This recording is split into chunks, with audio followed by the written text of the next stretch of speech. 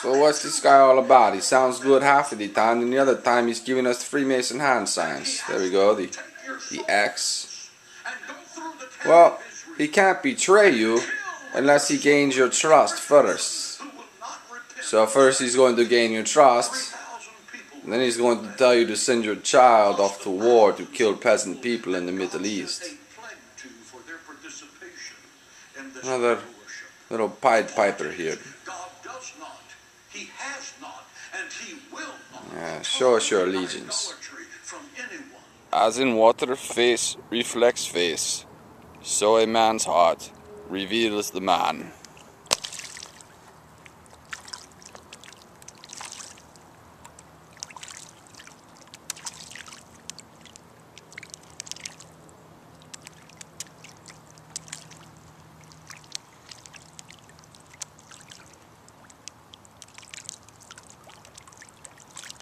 Oh, nice. Devil's holding hand sign. You gotta give it again, John. Come on.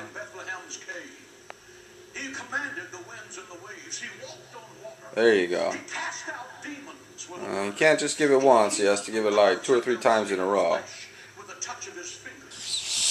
The fruit of the righteous is a tree of life, and he who wins souls is wise. And it's 11. Gives us 6. There it is. Nice devil's horn hand sign, John. Thank you. Just as I must break the bread with my hands for the birds, the Lord prepares the paths for my feet. Trust in the Lord with all your heart, and lean not on your own understanding. In all your ways acknowledge Him, and He shall direct your paths. And here we see a picture of the walls of the pyramids of Giza, the 119. And that curly 9 means backwards and forwards, and 1 plus 1 plus 9 equals 11. And of course backwards, that's 9/11. And the 119th day is April 29th, and the 254th day is 9/11, and 2 plus 5 plus 4 equals 11. And that means there's 111 days left, and that's April 20th. And of course, on April 20th, 2010, at 11 p.m., 11 people died, and there's 11 days left in April. We saw the BP Gulf oil rig explosion, another Freemason satanic ritual. And of course the 111 also represents the 3 candles that will be burned in these rituals. The female god, the male god, and the middle candle will be the door. And of course that's what you saw on September 11th. The north tower burned, the south tower burned, and building number 7 representing the door. So quickly, here we see April 19th is the 110th day. That means there's 255 left. April 20th is the 111th day, and 2 plus 5 plus 4 equals 11, and there's 254 left. And of course we saw the BP Gulf oil rig explosion at 11 p.m. 11 people died, and it also means there's 11 days left in April. Now April 29th is the 119th day. It means there's 246 left.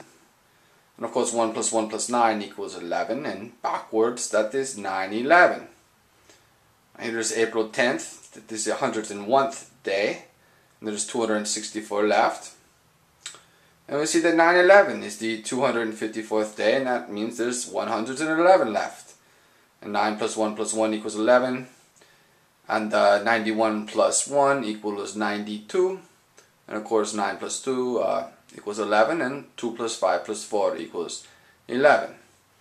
So let's try to learn how these days relate to each other. Very important.